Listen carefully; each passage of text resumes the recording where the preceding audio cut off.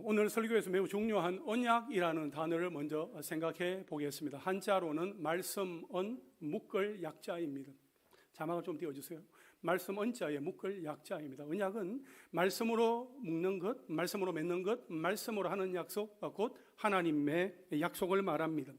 성경은 구약과 신약, 그러니까 옛 언약과 새 언약인 이 언약으로 관통이 됩니다.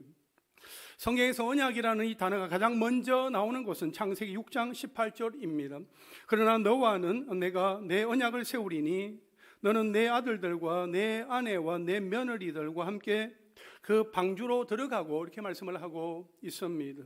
하나님은 노아와 언약을 맺으셨습니다.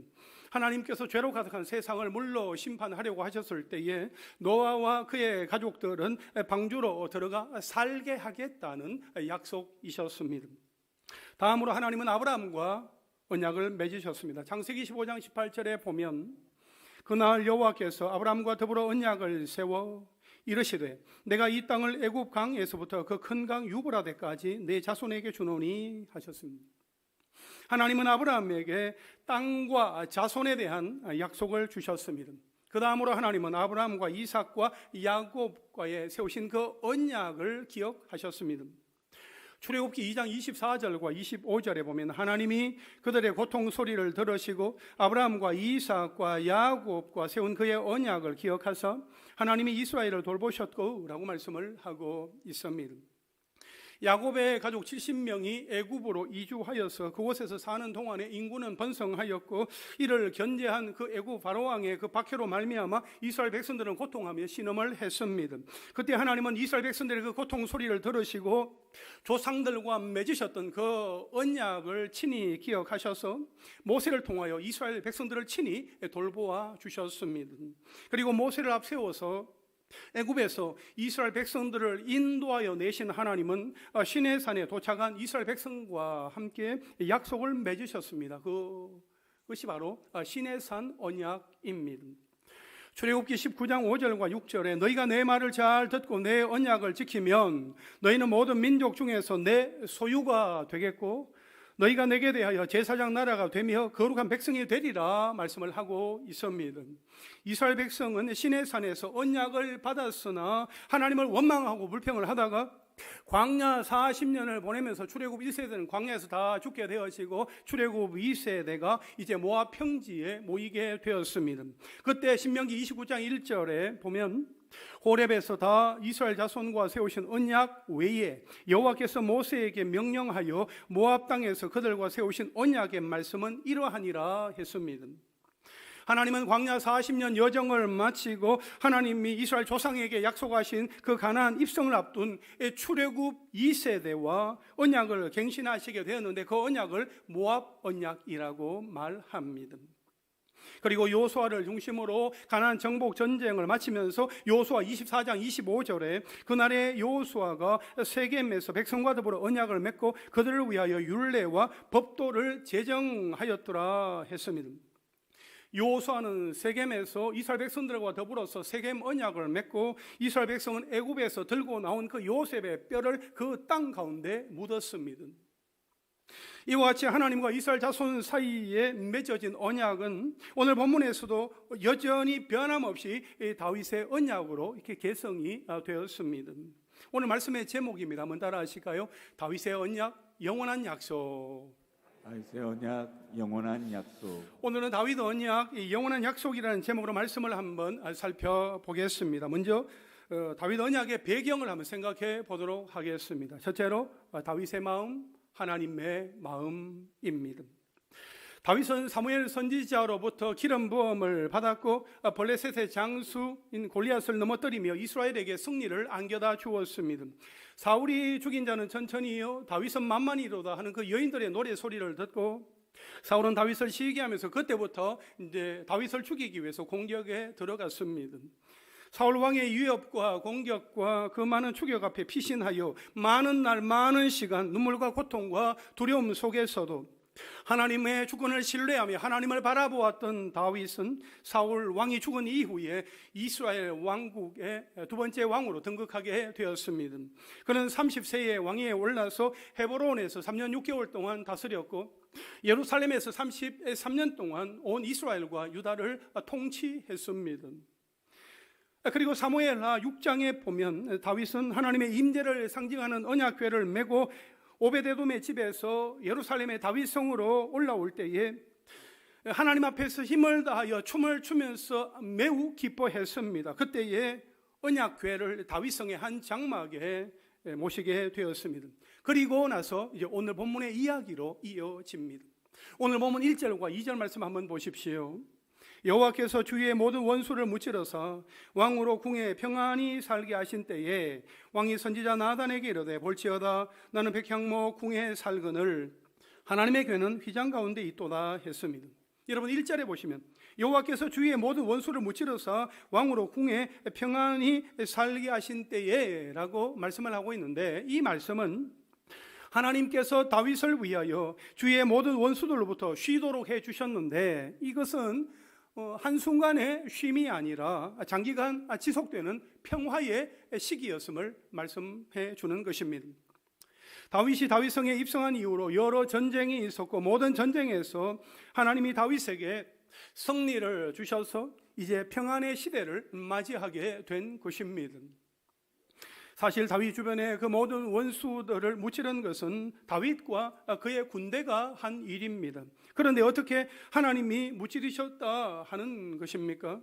우리는 여기에서 이 다윗에게 주어지는 이 평화가 다윗의 그 어떤 노력이나 수고나 애씀이나 어떤 탁월함 때문이 아니라 하나님이 선물로 주셨다 하는 것임을 우리는 알아야 합니다.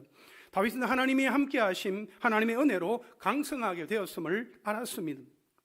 그래서 다윗은 그 모든 것을 기억하고 왕권이 견고하게 되자 나단 선지자에게 하나님의 집, 성전 건축에 대한 마음을 전해 주었습니다. 다윗의 말 중에 나는 백향목 궁에 살거늘 이라는 이 표현은 다윗이 하나님의 궤, 언약궤를 모실 성전을 짓겠다고 생각하게 된 배경을 말하는 것입니다. 다윗 자신은 백향목으로 지어진 왕궁에 거하는 반면에 이스라엘의 진정한 왕이신 하나님, 그 하나님의 언약궤는 초라한 휘장 가운데 두고 있는 그 현실에 대한 그 죄송한 마음이 있어서 하나님께 성전을 지어드리고자 했던 것입니다. 미처 내일을 알 수 없는 그 힘들고 외로운 광야 도망길에서도 지켜주시고 보호해 주셨던 하나님께 더 좋은 것으로 올려드리고 싶었던 다윗의 마음이었습니다. 오베데돔의 집에 있던 언약궤를 예루살렘으로 옮겨오게 되어서 매우 기뻤지만 자신의 왕궁보다 못한 그 휘장 가운데 둔 것이 자신의 마음에 걸렸던 것입니다. 우리는 이 대목에서 하나님을 향해 정말 최선을 다하고 싶은 다윗의 사랑, 다윗의 마음을 우리는 엿볼 수 있습니다. 여러분, 이 다윗의 마음이 참으로 귀하지 않습니까? 그 다윗의 마음을 알게 된 나단이 이 다윗에게 말합니다. 3절에 보면 나단이 왕께 아뢰되 여호와께서 왕과 함께 계시니 마음에 있는 모든 것을 행하소서 하니라, 이렇게 말씀하고 있습니다. 나단 선지자는 이 다윗 왕의 마음이 좋아 보여서 왕의 마음에 감동대로 하십시오, 그렇게 말한 거죠. 그러나 그날 밤에 하나님께서 나단 선지자에게 나타나셔서 내 종 다윗에게 가서 말하라, 그렇게 말씀하시면서 일러주십니다. 이 말씀을 보면 하나님의 마음이 이 다윗의 마음과는 달랐다 하는 것을 우리는 보게 됩니다. 5절부터 7절까지 말씀을 한번 보십시오. 가서 내 종 다윗에게 말하기를 여호와께서 이와 같이 말씀하시되 네가 나를 위하여 내가 살 집을 건축하겠느냐? 내가 이스라엘 자손을 애굽에서 인도하여 내던 날부터 오늘까지 집에 살지 아니하고 장막과 성막 안에서 다녔나니 이스라엘 자손과 더불어 다니는 모든 곳에서 내가 내 백성 이스라엘을 먹이라고 명령한 이스라엘 어느 지파들 가운데 하나에게 내가 말하기를 너희가 어찌하여 나를 위하여 백향목집을 건축하지 아니하였느냐고 말하였느냐. 하나님은 다윗에게 다윗, 네가 나를 위하여 내가 살 집을 건축을 하겠다고 하나님은 다윗에게 그렇게 반문하심으로써 다윗은 성전을 건축할 수 없다 하는 그 뜻을 역설적으로 밝히신 것입니다. 그 이유는 대략 세 가지입니다. 첫째는 하나님은 자기 백성과 늘 함께 하셨기 때문이라 필요 없다, 그렇게 말씀을 하시는 것입니다. 하나님은 이스라엘 백성을 애굽에서 인도하여 내신 그 이후부터 지금까지 집에 거하지 않으시고 그들과 늘 함께 장막과 회막에 거하셨기 때문에 당장의 성전 건축은 필요하지 않다, 그렇게 말씀을 하시는 것입니다. 둘째는 하나님은 백향목집에 거할 필요가 없기 때문이라고 하셨습니다. 하나님은 이스라엘 백성을 위하여 세우신 지도자 그 누구에게도 하나님 자신이 거하실 집을 짓지 않은 것에 대하여서 지적을 하거나 성전을 건축하도록 요구한 적이 없었다 하신 것입니다. 여러분, 고대 근동 지역에서는 신들을 위하여 신전을 지었습니다. 신의 크기가 곧 신전의 크기였습니다. 그래서 도시 중심에 아주 큰 신전을 지음으로 자기 나라의 그 신이 최고다 하는 것을 드러내곤 했습니다. 그러나 하나님은 고대 근동의 신들과 다르시다 하는 것입니다. 하나님은 인간의 손으로 지은 그 집에 거하시지 않습니다. 이사야 66장 1절에 보면 여호와께서 이와 같이 말씀하시되 하늘은 나의 보좌요 땅은 나의 발판이니 너희가 나를 위하여 무슨 집을 지으랴 내가 안식할 처소가 어디랴, 이렇게 말씀을 하고 있습니다. 하나님은 말씀하시기를 하늘은 나의 보좌요 땅은 나의 발판이라 너희가 나를 위해서 무슨 집을 지을 수 있겠느냐, 그 어느 곳이 내가 안식할 처소가 되겠느냐, 그렇게 말씀을 하시는 거지요. 여러분, 하나님은 온 이 우주 만물에 거하시는 분이라 인간이 지은 그 백향목 집에 거하시는 분이 아닙니다. 하나님은 나는 온 땅을 내 집으로 삼고 있다 하시는 것입니다. 그리고 셋째는 역대상 22장 8절에 보면 하나님은 다윗이 전쟁터에서 싸움을 많이 하고 피를 많이 흘렸기 때문에 거룩하신 하나님의 성전을 건축하는 일은 부적절하다 하신 것입니다. 하나님은 다윗의 성전 건축을 안 된다 하셨습니다. 여러분, 이 말씀은 어떤 뉘앙스일까요? 다윗, 네가 내 집을 건축한다고? 그건 안 될 일이야. 너는 자격이 없어 라는 그런 의미라기보다는 다윗, 네가 나를 위해서 내가 살 집을 짓는다고? 고맙다. 내가 네 마음을 받으마. 그 대신 내가 너를 위해 집을 지어주마 하는 의미였던 것입니다. 하나님의 마음은 다윗이 성전 건축을 하지 않는 것이었습니다. 그 대신 하나님은 성전 건축에 대한 이 다윗의 마음을 완전히 무시하지 않으시고 그의 마음을 받으셨습니다. 그래서 다윗에게 놀라운 약속을 주셨습니다. 사랑하는 성도 여러분, 하나님은 다윗이 좋은 마음으로 생각했던 것을 받지 않으셨습니다. 웬만하면 이 받으실 만도 한데 하나님의 마음은 달랐습니다. 그렇습니다. 하나님의 마음, 하나님의 생각, 하나님의 길은 우리와 다르다 하는 것입니다. 이사야 55장 8절과 9절 말씀해 보면 이는 내 생각이 너희의 생각과 다르며 내 길은 너희의 길과 다름이니라 여호와의 말씀이니라. 이는 하늘이 땅보다 높음같이 내 길은 너희의 길보다 높으며 내 생각은 너희의 생각보다 높음이니라 말씀하고 있습니다. 하늘이 땅보다 높음같이 하나님의 길은 우리의 길보다 높고 하나님의 생각은 우리의 생각보다 높습니다. 하나님의 마음, 하나님의 뜻은 우리의 생각과 다르다 하는 것을 우리는 기억하며 살아가야 합니다. 다윗이 좋다고 여기는 것과 하나님이 좋다고 여기시는 것은 다릅니다. 그래서 먼저 하나님의 의도, 하나님의 뜻이 무엇인지 우리는 그것을 먼저 잘 살펴야 합니다. 내가 원하는 것을 해놓고서 하나님이 원하시는 대로 했다, 그렇게 말할 수는 없는 것입니다. 아무리 내가 생각하기에 하나님이 좋아하실 것 같다라고 할지라도 하나님은 원하시지 않는다, 하나님의 생각이 다르실 수도 있다 하는 것을 알아야 합니다.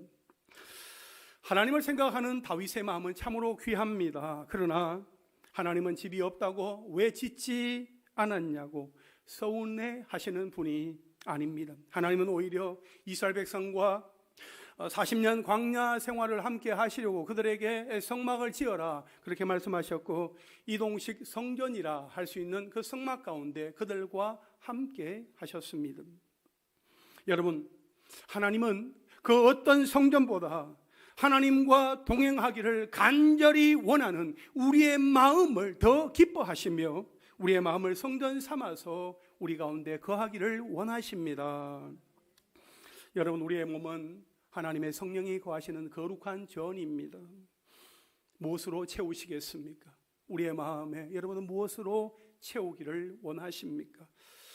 세상 사람들의 인정이나 칭찬, 술이나 향락, 또 세상 문화로 채울 수는 없습니다. 우리 몸을 잡다한 쓰레기로 채워서 악취가 진동하게 할 수는 없는 것입니다. 하나님이 거하시는 거룩한 처소가 될 수 있도록 하나님의 말씀과 하나님의 은혜로 우리 마음속에 가득가득 채우는 은혜가 있기를 주님의 이름으로 축원합니다. 둘째로 다윗 언약, 영원한 약속입니다.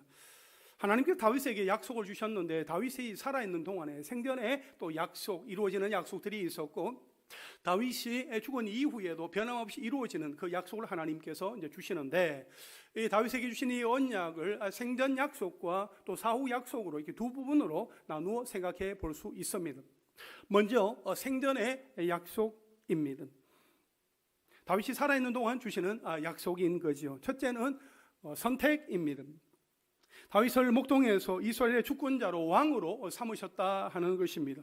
8절 말씀해 보시면, 그러므로 이제 내 종 다윗에게 이와 같이 말하라. 만군의 여호와께서 이와 같이 말씀하시기를, 내가 너를 목장 곧 양을 따르는 데에서 데려다가 내 백성 이스라엘의 주권자로 삼고, 이렇게 말씀을 하고 있습니다. 이 하나님의 은혜인 것입니다. 많고 많은 사람들 중에서 이새의 8명의 아들들 가운데서 하나님께서 다윗을 선택하신 것은 하나님의 전적인 은혜인 것입니다. 그가 정말 사람들이 주목하지 않는 그 목장에서 그 어린 양떼들을 돌보던 그를 하나님께서 선택하셔서 그를 이스라엘의 주권자 왕으로 삼아주신 것은 놀라운 하나님의 은혜였던 것입니다. 하나님은 그 은혜를 지금 말씀하고 있습니다. 둘째는 임재입니다. 하나님의 함께하심, 하나님의 함께하심으로 말미암아 이 다윗의 이름을 위대하게 만들어 주시는 것을 말씀하고 있는데요. 9절 말씀해 보시면, 네가 가는 모든 곳에서 내가 너와 함께 있어 내 모든 원수를 내 앞에서 멸하였은즉 땅에서 위대한 자들의 이름같이 내 이름을 위대하게 만들어 주리라. 하나님은 다윗과 함께 하시면서 다윗 앞에 모든 대적들을 다 제거하여 주시고 그의 이름을 위대하게 만들어 주셨다 하는 것을 말씀하고 있는데, 이 말씀은 하나님께서 아브라함에게 주셨던 창세기 12장 2절과 3절에 있는 이 약속의 말씀이 그대로 성취된 것입니다. 내가 너로 큰 민족을 이루고 내게 복을 주어 내 이름을 창대하게 하리니 너는 복이 될지라. 너를 축복하는 자에게 내가 복을 내리고 너를 저주하는 자에게 내가 저주하리니 땅의 모든 족속이 너로 말미암아 복을 얻을 것이라 하시니라. 하나님의 그 약속의 말씀이 이 다윗에게 그대로 이루어지게 되는 것을 말씀해 주고 있습니다. 셋째는 약속의 땅입니다. 하나님께서 한 곳을 정하여 이스라엘을 그곳에 심으시고 보호하실 것이다 말씀하는 것이요. 10절에 보시면, 내가 또 내 백성 이스라엘을 위하여 한 곳을 정하여 그를 심고 그를 거주하게 하고 다시 옮기지 못하게 하며 악한 종류로 전과 같이 그들을 해하지 못하게 하여 라고 말씀하고 있는데, 이것은 하나님께서 모세에게 주셨던 그 약속이 그대로 이루어지게 되는 것입니다. 하나님께서 이스라엘 백성들을 위하여서 가나안 땅을 그들에게 허락하여 주시면서 그들을 그 땅 가운데 심으시고 그들이 그 땅 가운데서 번성하며 살아갈 수 있도록 하나님께서 은총을 베풀어 주겠다 하시는 것입니다. 여러분, 다윗은 사무엘 선지자로부터 기름 부음을 받기 전이나 기름 부음을 받은 이후에도 골리앗 앞에 서기까지도 주목받지 못하던 인생이었습니다. 그러나 하나님이 그와 함께 하시니 원수를 다 물리치게 되어지고 다윗의 이름이 위대하게 되었습니다. 다윗을 향한 하나님의 약속은 그 누구도 예상하지 못했던 히든 카드였습니다. 하나님이 친히 준비하신 다윗은 가문과 지파를 뛰어넘어 민족을 살리는 생명 구원의 통로가 되었습니다. 그 일에 하나님이 친히 함께 하신 것이지요. 하나님이 함께 하시니 되는 것입니다. 내 힘으로, 내 방법으로, 내 계획으로, 내 생각으로, 내 노하우로 어떻게 하면 해보겠다 할 때에 어느 정도 할 수는 있겠지만 한계에 맞닥뜨리게 될 것입니다. 그럴 때 어떻게 하겠습니까? 그 자리에 주저앉을 수밖에 없는 것이죠. 우리가 우리에게 주어진 그 일들을 감당할 때 하나님 나와 함께 하여 주십시오. 나를 도와주십시오. 나를 인도하여 주십시오. 하나님의 지혜가 임하기 원하고 하나님의 도우심이 있기를 원하고 하나님이 함께 하여 주실 때에 내 삶의 모든 문제를 통과하면서 하나님 넉넉히 감당하게 될 줄로 믿습니다. 그렇게 고백하게 되는 것이지요. 하나님이 함께 하심으로 말미암아 되어지는 그 놀라운 은혜가 저와 여러분 우리 모두에게 있기를 주님의 이름으로 축원합니다. 이제 다윗에 대한 사후의 약속입니다. 다윗이 죽은 이후에도 하나님은 그대로 하나님의 그 약속을 이루시겠다 하는 약속인데 5가지를 우리가 생각해 보면서 정리할 수 있는데, 첫째는 왕조입니다. 다윗을 통하여 한 왕조를 세우실 것이라 하셨습니다. 11절에 보시면 전에 내가 사사에게 명령하여 내 백성 이스라엘을 다스리던 때와 같이 아니하게 하고 너를 모든 원수에게서 벗어나 편히 쉬게 하리라. 여호와가 또 내게 이르노니 여호와가 너를 위하여 집을 짓고, 이렇게 말씀하고 있죠. 이 집은 왕조를 말하는 것입니다. 다윗의 왕조가 다윗에 대해서만 끝나는 것이 아니라 다윗 죽은 이후에 다윗의 후손에게도 계속해서 그 왕조가 이어지게 될 것이다, 그렇게 약속하고 있는 것입니다. 둘째는 후손입니다. 후손의 복입니다. 다윗의 후손을 허락하실 것이라 하셨습니다. 12절 말씀에 내 수완이 차서 내 조상들과 함께 누울 때에 내가 네 몸에서 날 내 실을 내 뒤에 세워 그의 나를 견고하게 하리라, 이렇게 약속하셨습니다. 내가 내 몸에서 날 내 씨라고 말하고 있습니다. 아브라함의 그 언약에 기록되어 있는 그 하늘의 별과 같이 바닷가의 모래와 같이 내 후손이 많아지게 할 것이다. 하나님은 솔로몬을 통하여서 그 후손이 많아지게 될 것이라는 그 약속을 다시금 주시는 것입니다. 셋째는 성전 건축입니다. 다윗의 자손 중 하나가 성전을 건축할 것이라 하셨습니다. 13절에 보시면 그는 내 이름을 위하여 집을 건축할 것이요 나는 그의 나라 왕위를 영원히 견고하게 하리라 했습니다. 집을 건축한다. 하나님은 다윗이 아니라 다윗의 아들인 솔로몬에게 성전을 건축할 수 있는 그러한 기회를 그에게 주시는 것이지요. 넷째로는 수양입니다. 양자로 삼는 것입니다. 입양하는 것이죠. 다윗의 후손을 하나님의 아들로 입양하실 것이라 하셨습니다. 14절 말씀해 보시면 나는 그에게 아버지가 되고 그는 내게 아들이 되리니 그가 만일 죄를 범하면 내가 사람의 매와 인생의 채찍으로 징계하려니와, 이렇게 말씀을 하고 있습니다. 하나님과 다윗 왕의 관계는 아버지와 아들의 관계입니다. 아버지가 아들을 생각하면서 아들이 바른 길로 나아갈 때는 격려하고 축복하겠지만 곁길로 나아갈 때, 어긋난 길로 나아갈 때는 사랑의 매를 들고 채찍을 하지요. 하나님이 우리의 아버지이시기 때문에 그렇게 하는 것입니다. 우리를 자녀 삼으셨기 때문에, 우리를 아들로 삼아 주셨기 때문에. 시편 2편 7절에 보면 너는 내 아들이라 오늘 내가 너를 낳았도다 말씀하고 있습니다. 우리는 하나님의 자녀입니다. 예수 그리스도를 믿음으로 말미암아 우리는 하나님의 자녀가 되는 그런 복을 우리는 받아 누리게 된 것입니다. 그 자체가 얼마나 기쁘고 감사한 일인지요. 그 감격 속에 살아갈 수 있는 우리가 되기를 원합니다. 마지막 5째는 영원성입니다. 다윗과 맺은 언약이 영원할 것이라 하셨습니다. 15절과 16절 말씀, 내가 네 앞에서 물러나게 한 사울에게서 내 은총을 빼앗은 것처럼 그에게서 빼앗지는 아니하리라. 내 집과 내 나라가 내 앞에서 영원히 보존되고 내 왕위가 영원히 견고하리라 하셨다 하라, 이렇게 말씀을 하고 있습니다. 하나님은 하나님의 나라를 생각할 때에 다윗의 집과 하나님 나라를 이렇게 동일시 하십니다. 하나님 나라는 영원할 것이라는 이 약속을 주셨습니다. 이 언약의 의미는 예수 그리스도까지 이어지게 되는 것이지요. 그렇습니다. 하나님께서 다윗의 사후에 허락하실 이 많은 약속들을 한 문장으로 정리하면 16절 말씀에 있는 내용으로 정리할 수 있겠습니다만, 다윗의 집과 나라가 영원히 보존되고 왕위가 영원히 견고하리라 하는 것입니다. 영원히 보존되고 영원히 견고하리라 하는 것은 궁극적인 왕이신 예수 그리스도가 오시기까지 다윗의 집이나 나라, 이 왕위가 변함없이 지속되고 확립될 것이다 하는 의미입니다. 그렇습니다. 이 약속은 다윗의 후손으로 오신 영원한 왕 예수 그리스도를 통하여 그대로 이루어졌습니다. 그 약속은 예수 그리스도를 믿는 우리에게도 그대로 유효합니다. 여러분, 우리에게는 어떤 약속이 주어져 있습니까? 예수님은 이 땅에서의 모든 사역을 다 마무리하고 떠나가시면서 마태복음 28장 20절에서 볼지어다 내가 세상 끝날까지 너희와 항상 함께 있으리라, 그렇게 말씀을 하셨습니다. 항상 함께 있으리라는 이 임마누엘의 약속보다 더 귀한 약속이 또 어디에 있겠습니까? 그 약속을 주신 주님이 마지막 날 다시 오신다 약속하셨습니다. 마라나타, 주 예수여 오시옵소서.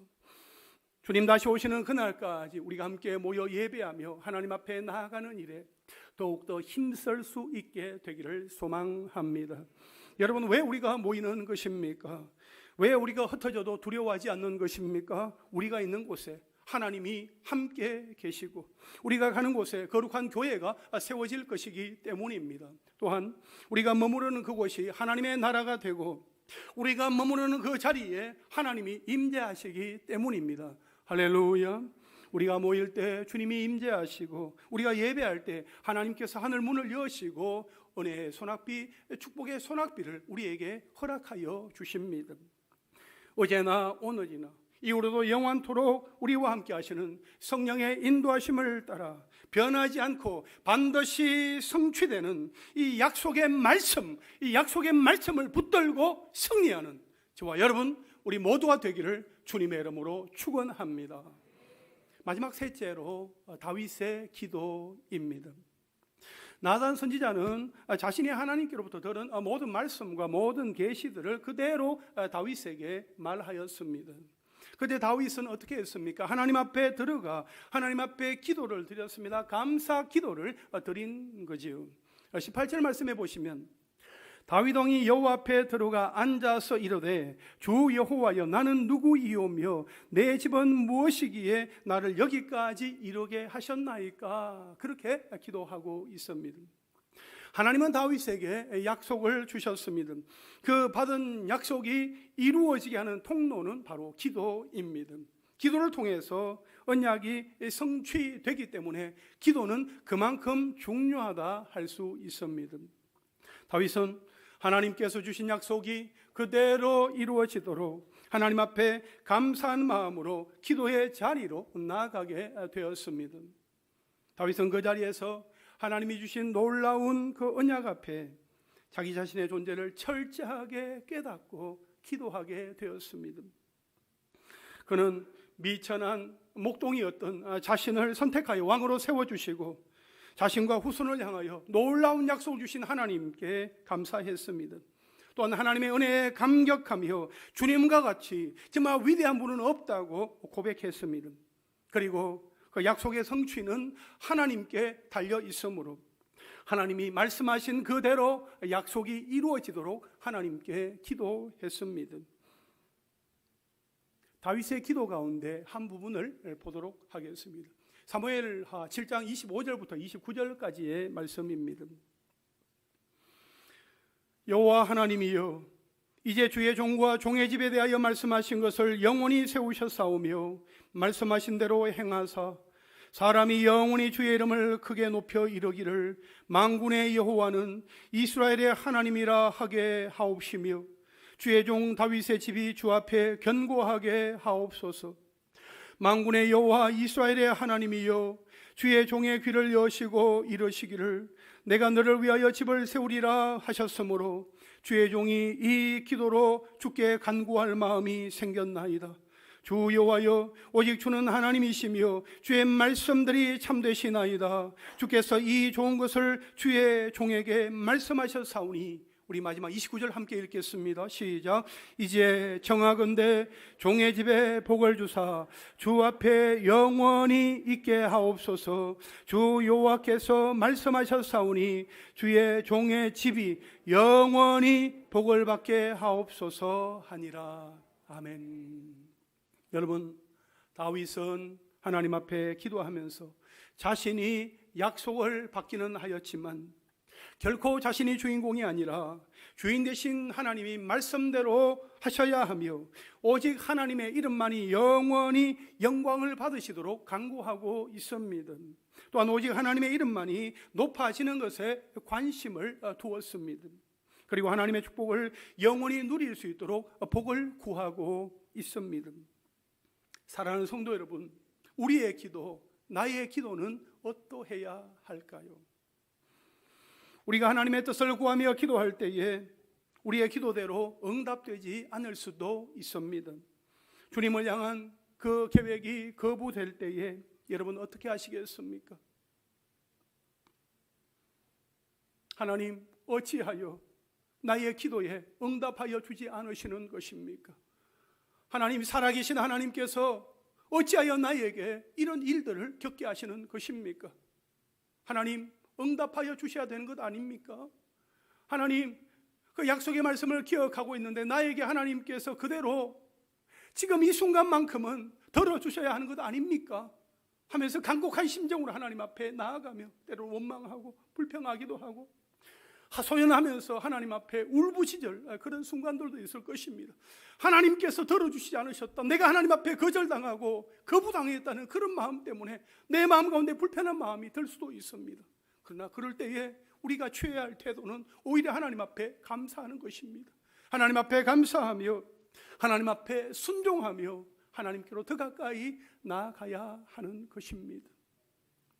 다윗은 자신의 뜻, 자신의 소원과 다른 하나님의 뜻을 알게 되었을 때에 불편하거나 서운해하거나 욕심부리지 아니하고 그 언약을 그대로 붙들고 기도의 자리로 나아갔습니다.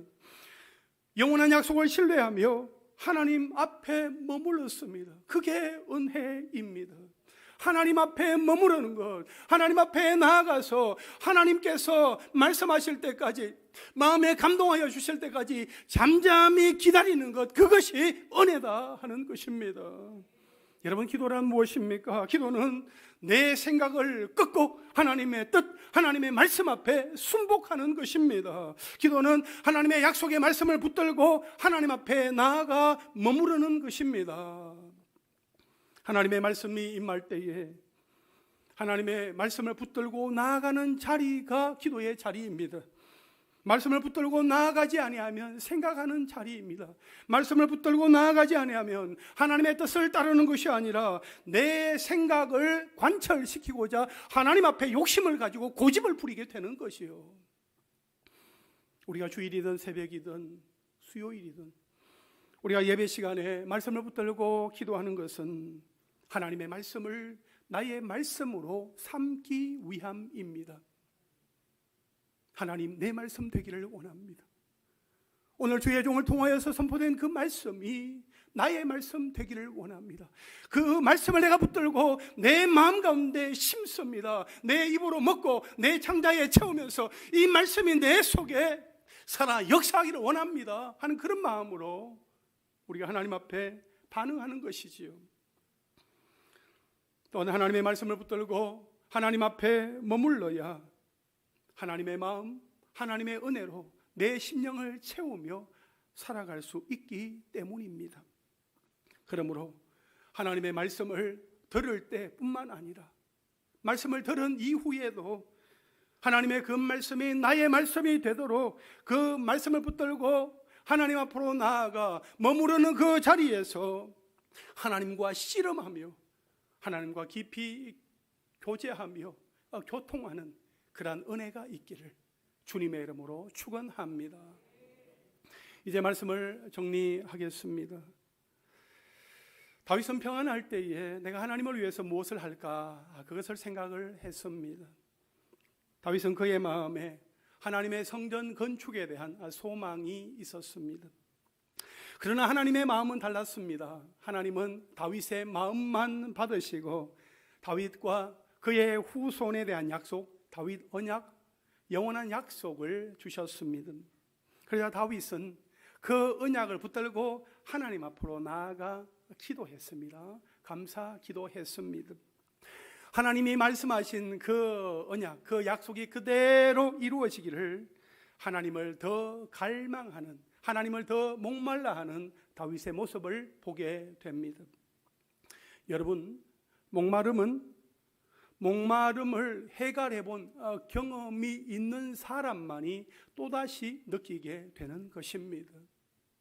목마름의 경험이 없으면 목마르지도 않고 해결할 방법도 찾지 않습니다. 은혜를 경험해 본 사람만이 또다시 은혜를 목말라 합니다. 은혜를 찾습니다. 은혜를 갈망합니다. 사랑하는 여러분, 여러분은 지금 무엇에 목말라 하십니까? 무엇을 갈망하고 있습니까? 예배에 대한 목마름, 기도에 대한 목마름, 하나님의 임재에 대한 목마름이 있습니까? 치유에 대한 목마름, 회복에 대한 목마름, 주님에 대한 목마름이 있습니까? 그 목마름은 주님만이 해결해 주실 수 있습니다. 그러므로 주님을 갈망하십시오.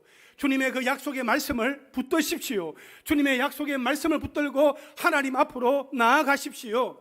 하나님의 말씀이 내 삶 가운데 그대로 성취되는 것을 경험하십시오. 이번 한 주간도 하나님의 약속의 말씀을 붙들고 하나님 앞으로 나아가서 하나님께서 내 삶 가운데 이루어 가시는 놀라운 일들을 목도하고 하나님 앞에 감사하며 찬양하며 경배하는 저와 여러분, 우리 모두가 될 수 있기를 주님의 이름으로 축원합니다. 할렐루야. 아멘.